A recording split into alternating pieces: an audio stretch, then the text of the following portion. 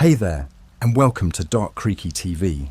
If you're new, hit that subscribe button for spine-tingling Reddit creepypasta stories that are perfect for a night of chilling thrills. Don't forget to share your thoughts in the comments below. Thanks for watching, and let's get into tonight's stories.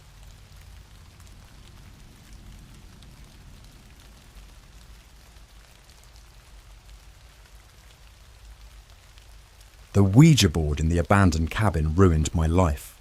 I'm not sure where to begin, so I'll just start with the facts. My life was pretty normal until last summer.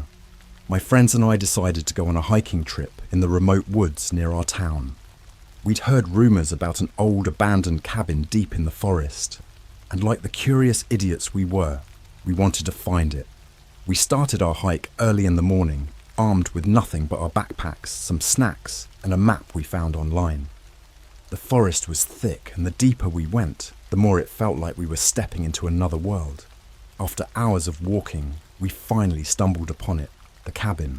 It was old and decrepit, with vines crawling up the walls, and the windows boarded up. As we got closer, I noticed something strange. There was a weird, almost palpable feeling in the air, like the forest was watching us. We joked about it, trying to shake off the unease, and decided to go inside.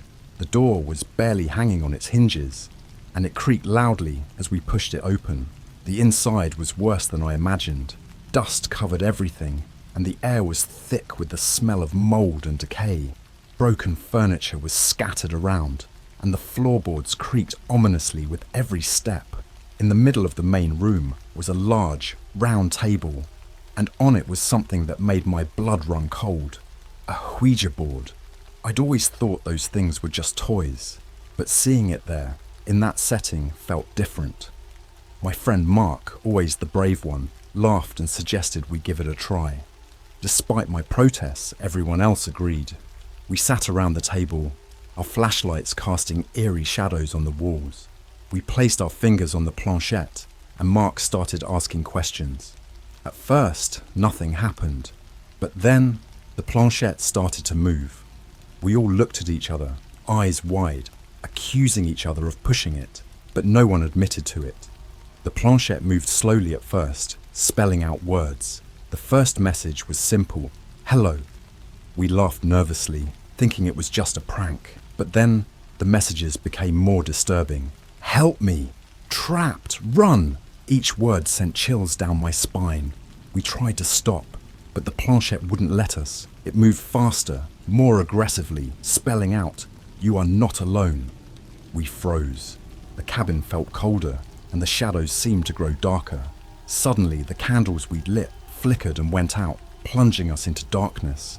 In the silence, we heard it, a faint, almost imperceptible whispering.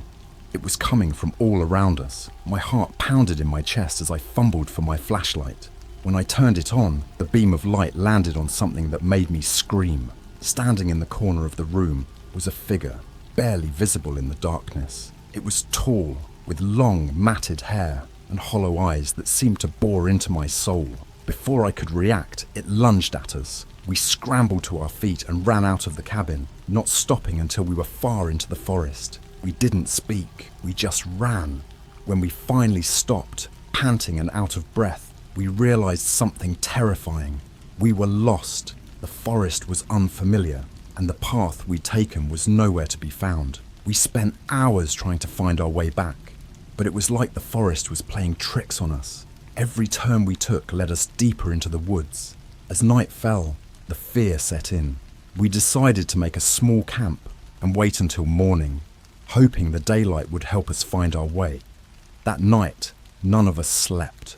The whispering from the cabin seemed to follow us, growing louder and more insistent. The shadows around our campfire twisted and danced, forming shapes that seemed almost human. I could feel something watching us, just out of sight. At some point, I must have drifted off, because I was jolted awake by a blood-curdling scream. It was Mark. He was standing at the edge of our camp, staring into the darkness. When I reached him, I saw what he was looking at. The figure from the cabin. It was standing there motionless, its hollow eyes fixed on us. We ran again, deeper into the forest, until we couldn't run anymore. We collapsed in a small clearing, exhausted and terrified. The figure didn't follow us, but the whispering never stopped. It felt like it was inside my head, growing louder and more insistent. Morning came, but it didn't bring any relief. We were still lost, and the forest felt even more oppressive in the daylight. We tried to find our way out, but it was like the forest had changed. Every path led us in circles, and the whispering never stopped. After what felt like days, we finally stumbled upon a small ranger station. We were dehydrated, exhausted, and barely coherent, but we managed to tell the rangers what had happened. They looked at us like we were crazy, but they gave us water and called for help. When we were finally back in town, I thought the nightmare was over, but I was wrong. The whispering followed me home. I can hear it now, even as I write this. It's inside my head and it's getting louder. The figure from the cabin haunts my dreams, its hollow eyes staring into my soul. I don't know what we unleashed that night, but it's not over. I can feel it watching me, waiting. The Ouija board in that abandoned cabin ruined my life, and I don't think it's done with me yet. After our ordeal in the forest, my friends and I tried to move on with our lives. But the events of that night left a scar that refused to heal. Mark, who had always been the strongest among us, was hit the hardest. He barely spoke, and when he did, it was only to express his fear that the figure was still watching him. One night, a few weeks after we returned, Mark called me in a panic. He said he could see the figure outside his window, just standing there, watching him. I rushed over to his place, but by the time I got there, it was gone. Mark was a wreck, trembling and barely able to speak. I stayed with him that night, but neither of us got any sleep. The next morning, I convinced Mark to see a therapist. He agreed, but it didn't seem to help. The figure kept appearing, always just out of reach. Mark became more and more paranoid, convinced that it was going to take him. His mental state deteriorated rapidly, and he started to push everyone away, including me. I tried to be there for him, but the whispering had started to follow me too. It was a constant, insidious presence, filling my mind with dark thoughts. I began to see shadows moving in the corners of my vision, and I felt a cold, creeping dread whenever I was alone. I knew the figure was watching me too. One night, I woke up to the sound of my phone ringing. It was Mark's mum. She was hysterical, telling me that Mark was missing. They'd found his room in shambles, the window broken, and blood on the floor. My heart sank as I realised what must have happened. The figure had taken him. The police launched a search, but they didn't find anything. Mark was gone, vanished without a trace. His disappearance hit me hard, and I spiraled into a deep depression. I barely ate, barely slept, consumed by guilt and fear. The whispering grew louder, and the shadows seemed to close in around me. I started to research the cabin, desperate to find some explanation for what had happened. I spent hours online, combing through forums and old newspaper articles. I learned that the cabin had a dark history. It had belonged to a reclusive man who was rumoured to practice dark rituals. He disappeared mysteriously, and the cabin had been abandoned ever since. There were stories of people who had gone missing in the woods, their bodies never found. Some claimed to have seen strange figures in the forest, always just out of reach. The more I learned, the more I realised that we had unleashed something truly evil that night. I became obsessed with finding a way to stop it. I reached out to anyone who might have answers. Paranormal experts, occultists, even psychics. Most of them dismissed me as a crackpot, but one old woman took me seriously. She told me that the only way to stop the figure was to destroy the Ouija board. Desperate, I gathered my friends and convinced them to go back to the cabin with me. It was a long shot, but it was the only hope I had. We returned to the forest, this time better prepared. We brought weapons, flashlights, and enough supplies to last a few days. The hike was grueling, and the forest felt even more menacing than before. We finally reached the cabin, and the air grew colder as we approached. The door was still ajar, and inside, everything was as we'd left it. The Ouija board was still on the table, looking as sinister as ever. We set up a circle of salt around the table, as the old woman had instructed, and began the ritual to destroy the board. As we started, the whispering grew louder, almost deafening. The shadows in the room twisted and writhed, forming grotesque shapes. Just as we were about to burn the board, the figure appeared.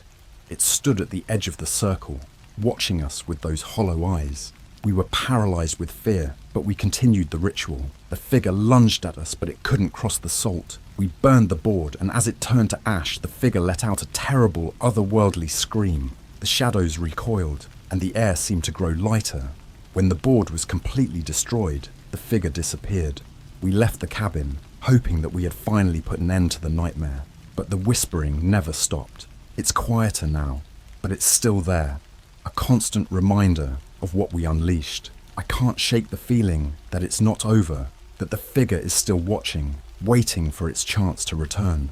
After we destroyed the Ouija board, life slowly began to return to normal, or at least as normal as it could be after everything that had happened. The whispering was still there, but it was faint, almost like an echo. My friends and I tried to move on, though the fear lingered in the back of our minds. Then, one night, I got a call from Mark's mum. She was crying, barely able to speak. She told me that Mark had come back. He was standing on their porch, covered in dirt and blood, looking lost and confused. I rushed over to their house, my heart pounding in my chest. When I arrived, I saw Mark sitting on the porch, staring blankly ahead. He looked emaciated, his eyes sunken and hollow. His clothes were torn, and he had deep scratches all over his body. When he saw me, he broke down, sobbing uncontrollably. We took him inside, cleaned him up, and tried to get him to talk. He told us that he didn't remember much. He had vague memories of wandering through the forest, chased by shadows and haunted by whispers. He couldn't explain how he had survived or how he had found his way back. Mark's return should have been a relief, but it only deepened the mystery. The fact that he was alive and back with us didn't make sense. The figure should have taken him, just like it had taken the others. It made me realize that whatever we had destroyed in the cabin, it hadn't been enough. Mark's condition deteriorated rapidly. He was plagued by nightmares and hallucinations, convinced that the figure was still coming for him. He refused to sleep, terrified that he wouldn't wake up. The whispering grew louder for all of us, and the shadows in our home seemed to move on their own. We tried to get Mark help, but nothing worked. The doctors couldn't find anything physically wrong with him, and the therapists couldn't reach him. He was a shell of his former self, consumed by fear and paranoia. One night, I stayed with him, hoping to provide some comfort. We talked about our childhood, trying to cling to some semblance of normalcy. But as the night wore on, the whispering grew louder. Mark became more agitated, his eyes darting around the room as if he could see something I couldn't. Suddenly, he grabbed my arm and whispered, "It's here." I turned to see what he was looking at, and there it was, the figure standing in the corner of the room.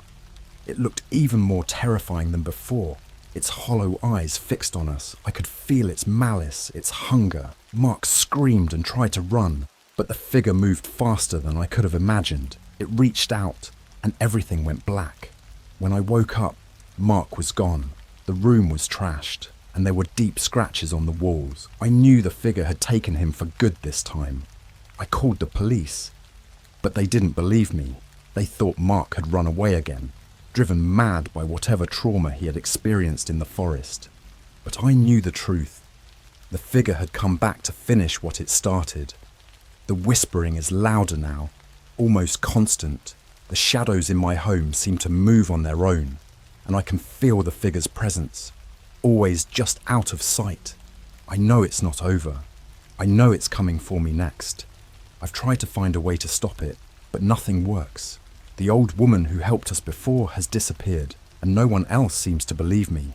I'm running out of time, and I don't know what to do. I've been doing everything I can to find a solution, but it feels like I'm fighting a losing battle. The figure is always there, lurking in the shadows, whispering in my ear. I can't sleep, I can't eat. and I can't think straight. I'm living in constant fear, knowing that it's only a matter of time before it comes for me. I decided to go back to the forest, hoping to find some answers. I retraced our steps, trying to find the cabin again. It took me days, but I finally found it. It was even more decrepit than before, and the air was thick with an oppressive silence.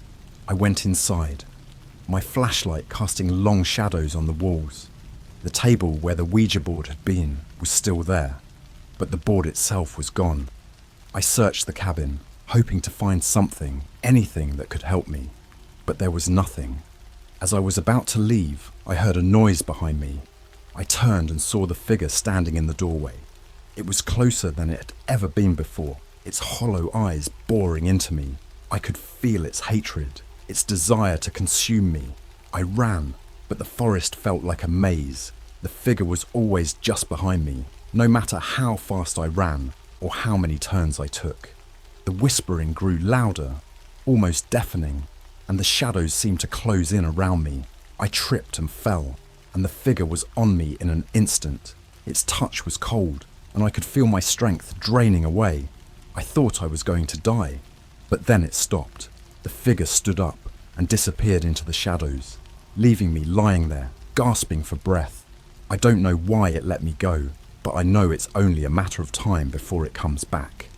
I've been trying to find a way to protect myself, but nothing seems to work. The figure is always there, watching, waiting.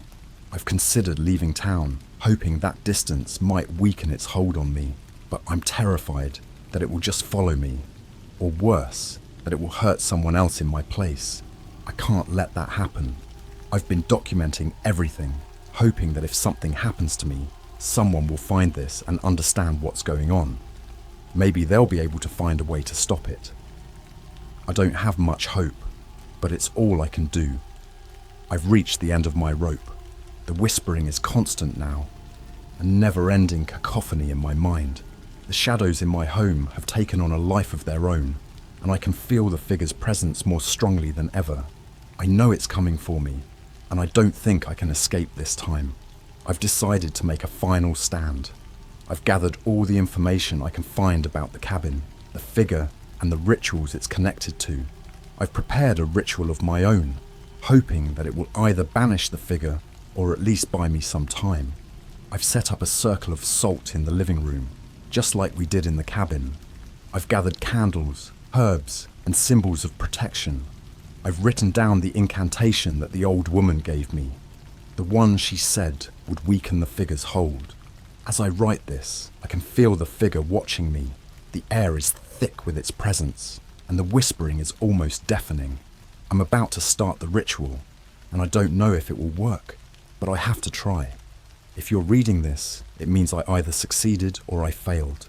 If the figure is still out there, please don't go looking for it. Don't make the same mistake we did. The Ouija board in that abandoned cabin ruined my life, and I don't want it to ruin anyone else's. I'm lighting the candles now. The air is cold, and I can see my breath. The shadows are closing in, and the whispering is louder than ever. I'm starting the incantation. The figure is here, standing at the edge of the circle, its hollow eyes fixed on me. I can feel its anger, its hunger, but I can also feel something else, a glimmer of hope.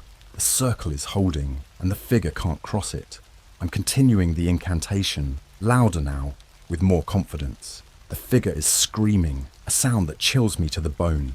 The shadows are writhing, and the whispering is reaching a fever pitch. But I'm not stopping. I'm pouring all my fear, all my anger, all my desperation into the ritual. The candles are flickering, and the air is growing colder. The figure is fading, its hollow eyes losing their focus. I'm almost done. I'm so close. I can feel the figure's grip loosening, its presence weakening. The last words of the incantation leave my lips, and there's a blinding flash of light. The figure lets out a final, terrible scream, and then it's gone. The whispering stops, and the air feels lighter. The shadows are just shadows again, and the cold is gone. I collapse to the floor, exhausted but alive.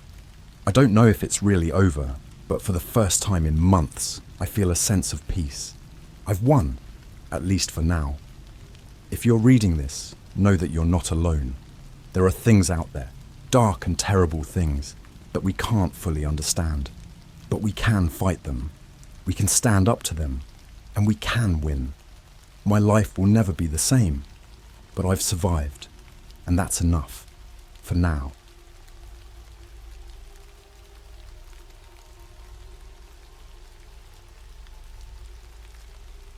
I thought it was just an old Ouija board until it started talking back. It all started when I moved into my grandmother's old house. She had passed away a few months ago, and as her only grandchild, I inherited the place. The house was a creaky, 2-story Victorian with peeling paint and an overgrown garden. It had that classic haunted house look, but I never believed in any of that stuff. To me, it was just an old rundown home that needed a lot of work. The first week was uneventful. I spent most of my time cleaning and unpacking. The attic was the last place I decided to tackle. It was filled with boxes of old junk, covered in decades of dust. As I rummaged through the piles of forgotten memories, I found an old wooden box, intricately carved with strange symbols. Inside was an Ouija board, aged and worn, with a planchette that looked like it hadn't been touched in years. I wasn't superstitious, but I had heard the stories. People claimed they could communicate with spirits using these boards, but I thought it was all nonsense. Still, I was curious. One night, after a few too many beers, I decided to give it a try. I set the board up in the living room, lit a few candles for ambiance, and placed my fingers on the planchette. "Is there anyone here who wants to talk?" I asked, feeling a bit silly. At first, nothing happened. I sat there for what felt like an eternity, waiting for a sign.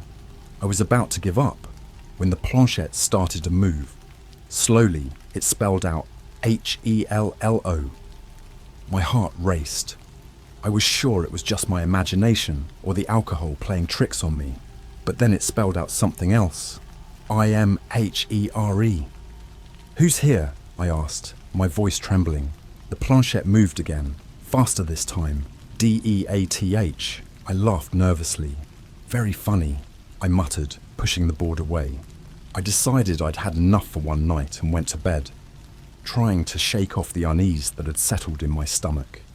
The next morning, I found the board back on the living room table, set up exactly as I had left it.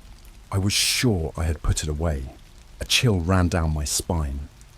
Maybe I was just forgetful, I told myself, but deep down, I knew something was wrong. That night, I had the most vivid nightmare. I was in the attic, surrounded by the boxes and dust, but everything felt darker, more sinister. In the dream, I found the Ouija board again, but this time, it was covered in blood. I heard a whisper in my ear, a voice that chilled me to my core. "Help me!" I woke up drenched in sweat, my heart pounding. I tried to convince myself it was just a nightmare, but the fear lingered. I decided to get rid of the board. I took it out to the backyard and buried it deep, hoping that would be the end of it. For a few days, everything seemed normal. I almost forgot about the board and the nightmare. But then, strange things started happening. I would hear whispers in the middle of the night, footsteps in the hallway, and doors creaking open on their own. Objects would move on their own, and I'd find them in strange places. One night, I woke up to find the planchette on my bedside table, even though I was sure I had buried it with the board. My blood ran cold. I decided to dig up the board the next day and burn it, thinking that would end whatever was happening. As I dug up the board, I felt a presence behind me. I turned around, but no one was there. I quickly carried it to the fire pit and set it ablaze. As the flames consumed the wood, I heard a scream. A blood-curdling, inhuman scream that echoed through the night. I stumbled back, terrified, as the fire died down and the board turned to ash. I thought that was the end of it, but I was wrong. The next morning, the board was back on the living room table, untouched by the flames. Panic set in. I knew I had to get help, but I didn't know who to turn to. I decided to do some research, hoping to find a way to break whatever curse I had unleashed. As I delved into the history of the house and the board, I uncovered a dark secret. My grandmother had been involved in some kind of occult practices. The board had been used in rituals, summoning something evil. The more I learned, the more terrified I became. I realized that whatever I had contacted wasn't just a spirit, it was something far worse. Desperation took over. I reached out to a local paranormal expert, a man named Henry, who agreed to help me. When he arrived, he took one look at the board and went pale. "This is no ordinary Ouija board," he said. "It's a gateway." "A gateway to what?" I asked, dreading the answer. "To hell," he replied, his voice barely a whisper. "You need to get rid of this, and fast." Henry performed a cleansing ritual, trying to banish whatever entity was attached to the board. The air grew thick with tension, and I could feel the presence of something evil lurking just beyond the veil. As the ritual reached its climax, the board started to shake, the symbols glowing with an unholy light. Then, with a deafening crack, the board split in two. The candles blew out, plunging the room into darkness. I heard that same inhuman scream, louder and more terrifying than before, and then silence. Henry looked at me, his face pale and sweaty. "It's done," he said, but his eyes were filled with doubt. "But be careful. Whatever you summoned is still out there. It won't be easy to get rid of." I nodded, grateful for his help, but still deeply afraid. As he left, I couldn't shake the feeling that something was watching me, waiting for the right moment to strike. The house felt colder, darker, and I knew my ordeal was far from over.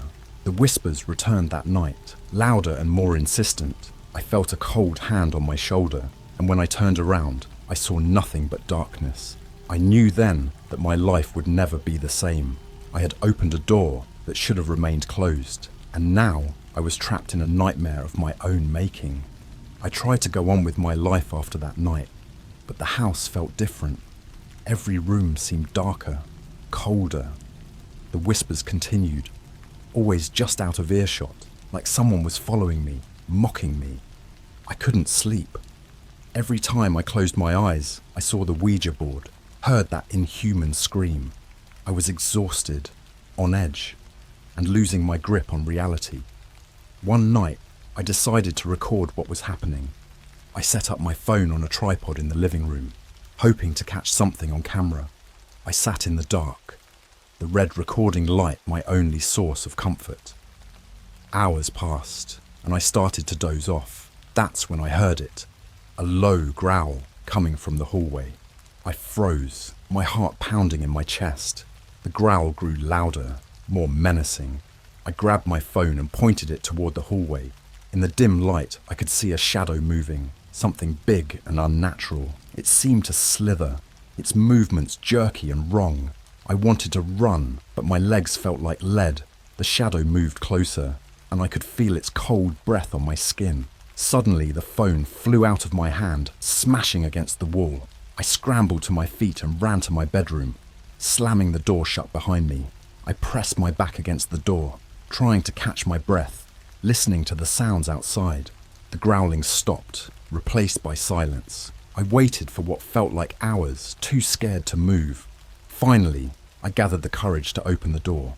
The hallway was empty, but the living room was a mess. Furniture was overturned and my phone was shattered into pieces. I knew then that whatever was in the house was getting stronger. The next few days were a blur. I tried to contact Henry again, but he didn't answer his phone. I even went to his house, but it was empty. It was like he had disappeared. I felt completely alone, trapped in a nightmare with no way out. One night, I woke up to the sound of scratching. It was coming from inside the walls, like something was trying to claw its way out. The sound moved around the house, getting closer to my bedroom. I could hear it right behind my headboard, the scratching turning into furious pounding. I covered my ears, trying to block out the noise, but it was no use. It felt like it was inside my head. I ran out of the house, not caring about the cold night air. I drove to a motel and checked in, hoping to get some rest. But even there, I couldn't escape. The whispers followed me. The shadows danced on the walls. I felt like I was losing my mind. Desperate, I decided to dig deeper into my grandmother's past. I found an old diary hidden in the attic, filled with entries about her experiments with the Ouija board. She wrote about contacting spirits, trying to communicate with the other side. But as I read further, the entries grew darker. She mentioned something about summoning an ancient entity, something she couldn't control. The last entry was the most disturbing. She wrote about a ritual gone wrong, how the entity had escaped and taken over the house. She tried to contain it, but it was too powerful. The final words sent chills down my spine. It's still here, waiting, watching. I knew then that I had to leave the house for good. But before I could, something strange happened. I received a letter in the mail with no return address. Inside was a single piece of paper with one word written in blood-red ink: leave. I didn't need any more convincing. I packed my bags and left that night, leaving everything behind. I moved to a different city, hoping to start fresh, but the nightmares continued. I could still hear the whispers, feel the cold breath on my skin. It was like the entity had followed me, and I knew I could never escape it. A few months passed, and I tried to rebuild my life. I found a new job, made new friends, but the fear never left me. I was always looking over my shoulder, waiting for the next sign. One day, I came home to find a package on my doorstep. It was the same wooden box, the one that held the Ouija board. My heart sank. I knew then that I was never truly free. I opened the box, and inside was the board, perfectly intact, as if it had never been burned. The planchette was there too, and underneath it was a note: "You can't escape." The board had a new message spelled out: "I'm coming for you." I threw the board into the fireplace, watching it burn once again. But deep down, I knew it was pointless. The entity was still with me, and it always would be. The nightmares, the whispers, the shadows, they were all part of my life now. I had unleashed something that couldn't be contained, and I would pay the price forever. I still live in fear, waiting for the day when the entity finally takes me. I don't know how much longer I can hold on. If you're reading this, please learn from my mistake. Some things are better left alone. If you find an old Ouija board, leave it be. Don't make the same mistake I did. Your life depends on it. Moving to a new city and trying to start over had been my last hope, but it was a futile effort. The entity wasn't just haunting me, it had become a part of me. Days turned into weeks, and the oppressive feeling of being watched never left. I could barely function. I was constantly on edge, sleep-deprived, and terrified. One night, after another restless sleep, I woke up to find scratches on my arms. They were deep, jagged lines, as if something had clawed at me while I slept. Blood stained my sheets, and the pain was excruciating. I had no memory of how it happened, but I knew it was the entity. It was no longer content with just haunting me. It wanted to hurt me. Desperation drove me to seek help from a psychic I found online. Her name was Madame Serena, and she specialized in dealing with malevolent spirits. I was skeptical, but I had no other options. When I arrived at her home, she took one look at me and gasped. "You have a dark aura around you," she said. "Something very evil is attached to you." I explained everything to her, from finding the Ouija board to the entity's relentless torment. She listened intently, her face growing more concerned with each detail. "This entity is powerful," she said. "It has fed off your fear and is growing stronger. We need to perform a cleansing ritual to sever its connection to you." Madame Serena prepared the ritual, using candles, incense, and various herbs. She instructed me to sit in the center of a circle she had drawn with salt, warning me not to step out of it no matter what happened. She began chanting in a language I didn't understand, her voice rising and falling in a rhythmic pattern. At first, nothing happened, but then the temperature in the room dropped and a thick fog filled the air. The candles flickered and the shadows on the walls seemed to come to life. I felt a cold hand on my shoulder and I fought the urge to run. Madame Serena continued chanting, her voice now filled with urgency. Suddenly the room went dark and a deafening roar echoed around us. The force was so strong that it knocked Madame Serena off her feet. The entity was fighting back, and I could feel its anger and hatred directed at me. I clung to the hope that this ritual would free me. But deep down, I feared it wouldn't be enough.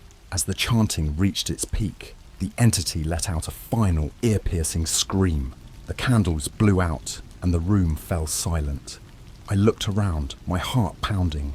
The oppressive feeling had lifted, and for the first time in months, I felt a glimmer of hope.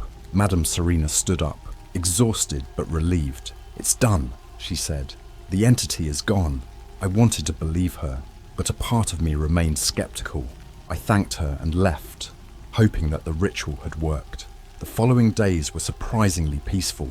The whispers and shadows were gone, and I could finally sleep without fear. I started to believe that the nightmare was over. I even managed to go out with friends, something I hadn't done in a long time, but my relief was short-lived. One night, as I was getting ready for bed, I noticed something on my bathroom mirror.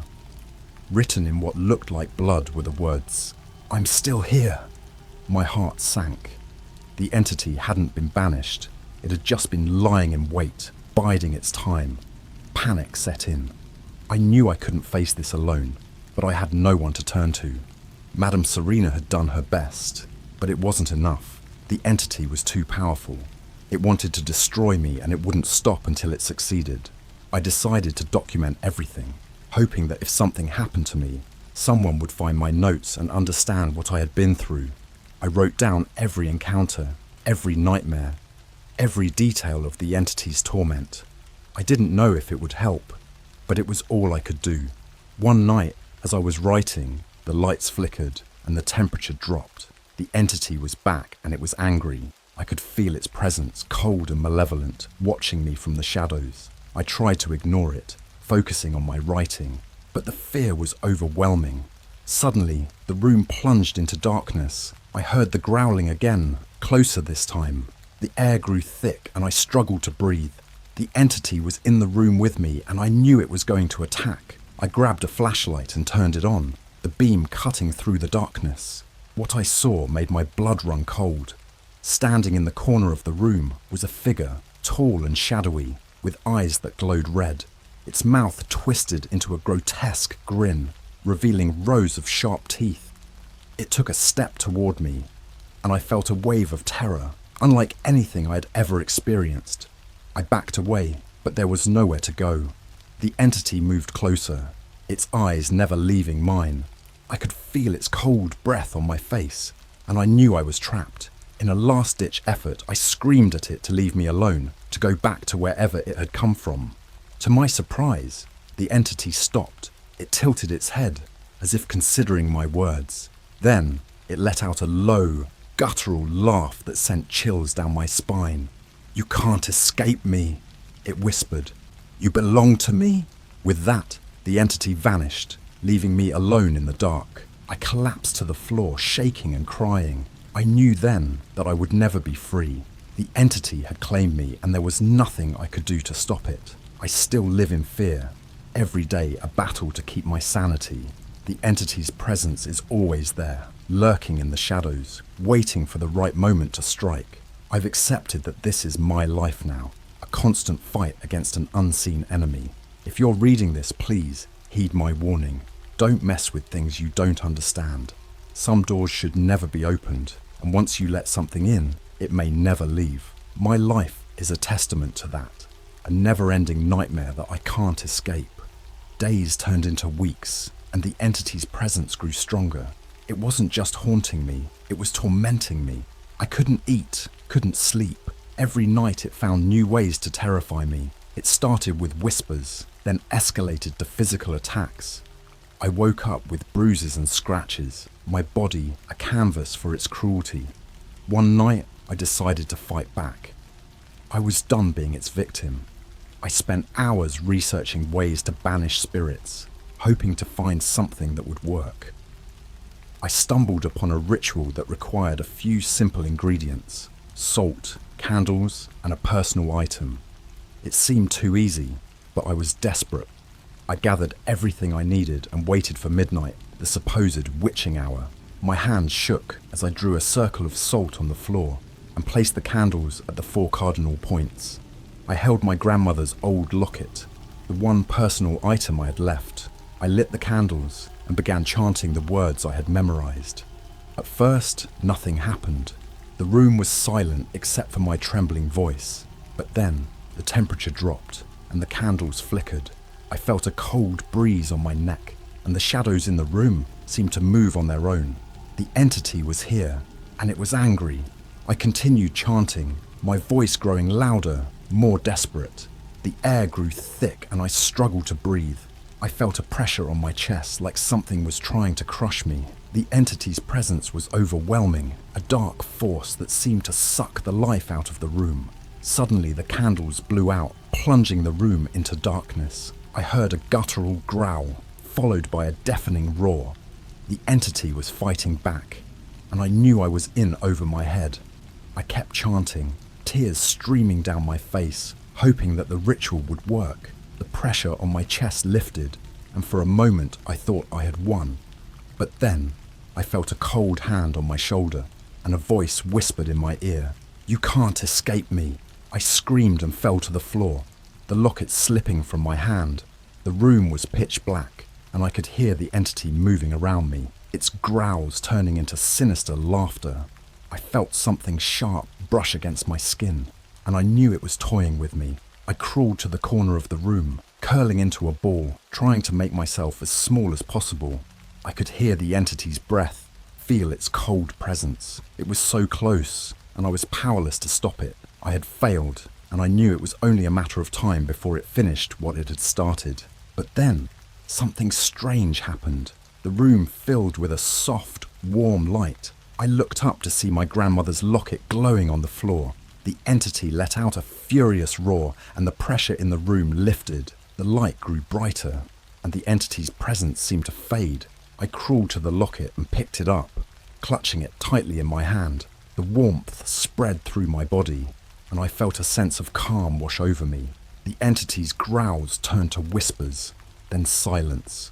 The room was still, and I knew the entity was gone, at least for now. I sat there for hours, too afraid to move. I knew it wasn't over.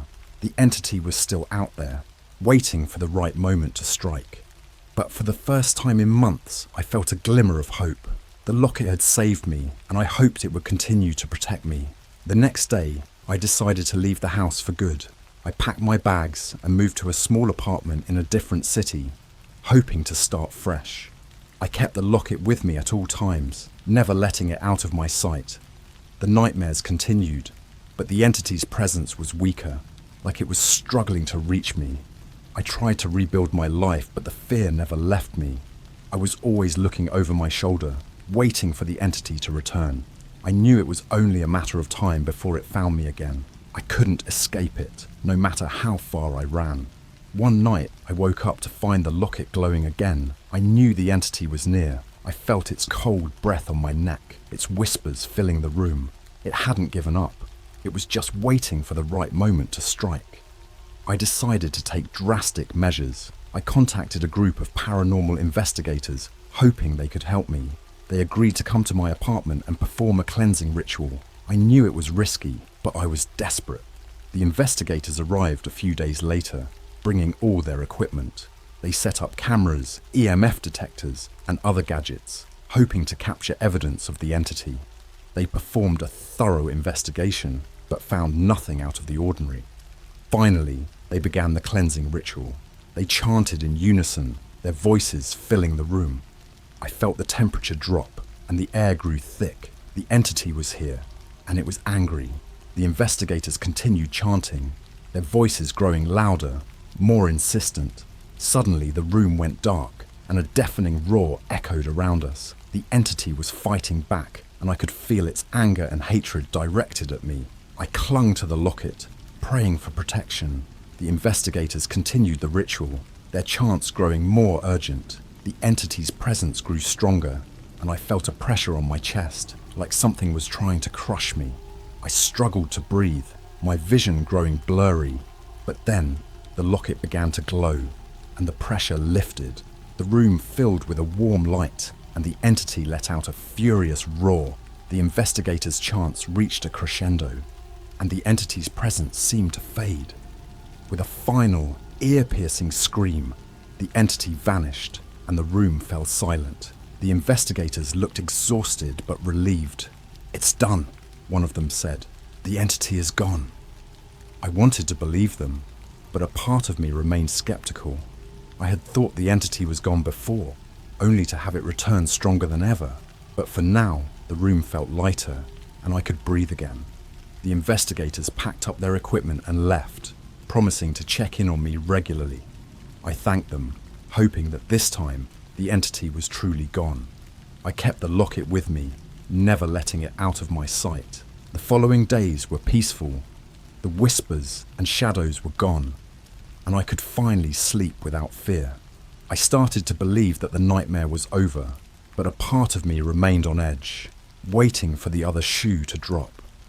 If you're reading this, please take my story as a warning.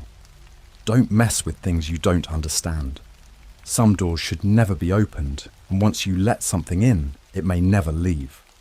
My life is a testament to that, a never-ending nightmare that I can't escape. It had been a few weeks since the investigators had performed the cleansing ritual. For the first time in what felt like forever, I had a semblance of normalcy. I slept through the night, went to work without fear, and even started seeing friends again. But the fear never fully left me. It lingered, a dark cloud on the horizon, always threatening to return. One night, I received a phone call from one of the investigators, Mark. He sounded worried. "We need to talk," he said. "Can we meet at your apartment?" I agreed, my anxiety creeping back. When he arrived, he looked more haggard than I remembered. He didn't waste any time with pleasantries. "I've been reviewing the footage from the night we did the cleansing," he said. "There's something you need to see." He set up his laptop and played the video. It showed the ritual, the investigators chanting, the room growing darker. But then, something caught my eye. In the corner of the screen, a shadow moved. It wasn't just a trick of the light, it was a figure, tall and menacing, watching us. As the ritual continued, the shadow grew darker, more defined. Mark paused the video. "We didn't get rid of it," he said. "It's still there, just waiting." Panic set in. "What do we do?" I asked, my voice trembling. "We need to go back to the house," Mark said. "There's something there, something we missed. I think it's the key to all of this."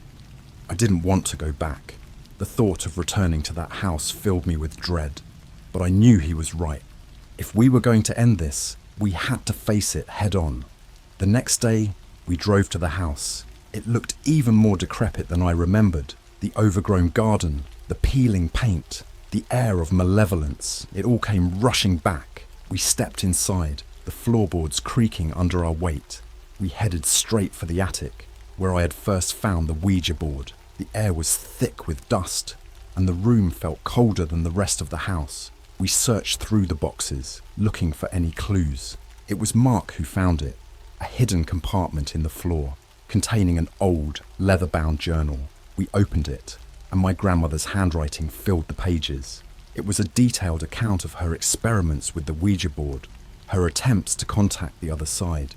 But as we read further, the entries grew darker, more frantic. She wrote about summoning an ancient entity, something beyond her control. She described the rituals she used, the sacrifices she made, all in a desperate attempt to banish it. The final entry was the most chilling. It described a ritual she had never completed, one that could supposedly seal the entity away for good. She'd been too scared to finish it, fearing the consequences. The instructions were clear, but the ingredients were rare and difficult to find. Mark and I decided to complete the ritual. We gathered everything we needed: candles, herbs, a vial of holy water, and a piece of my grandmother's jewellery, which she had used as a personal item. We set up the ritual in the attic, drawing the symbols as described in the journal. As we began chanting, the air grew cold, and the shadows in the room seemed to come to life. The entity was here, and it was furious. The pressure in the room was suffocating, and I struggled to keep my focus. But I kept chanting, my voice rising with desperation. Suddenly, the room plunged into darkness. I felt a cold hand on my shoulder, and the entity's whisper filled my ear. "You can't escape me." I pushed through the fear, chanting louder. The candles flickered, their flames growing brighter. The shadows writhed, and I could feel the entity's anger, its hatred. But then, the symbols on the floor began to glow, a warm light that pushed back the darkness. The entity let out a deafening roar, and the pressure lifted. The light grew brighter, filling the room. I felt the entity's presence fading, its grip on me loosening. With a final, ear-piercing scream, the entity vanished, and the room fell silent. Mark and I collapsed to the floor, exhausted but relieved. We had done it. The entity was gone, banished for good. The house felt lighter, the oppressive air lifted. We stayed there for a while, catching our breath, trying to process what had just happened. We left the house that night, locking the door behind us. I felt a sense of closure. A weight lifted off my shoulders. The entity was gone, and I was free. The nightmares stopped, and the whispers faded. I started to rebuild my life, this time without the fear lurking in the shadows. I kept my grandmother's journal as a reminder of what I had been through, a testament to the battle I'd fought and won. If you're reading this, please take my story as a warning. Don't mess with things you don't understand.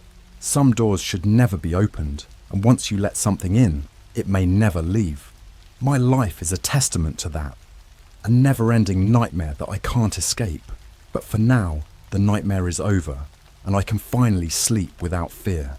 The entity is gone, and I am free. If you ever find yourself in a similar situation, remember my story. Stay strong, and don't let the darkness consume you. Thank you for staying with me until the end. This is my story, my warning to you. Be careful and stay safe.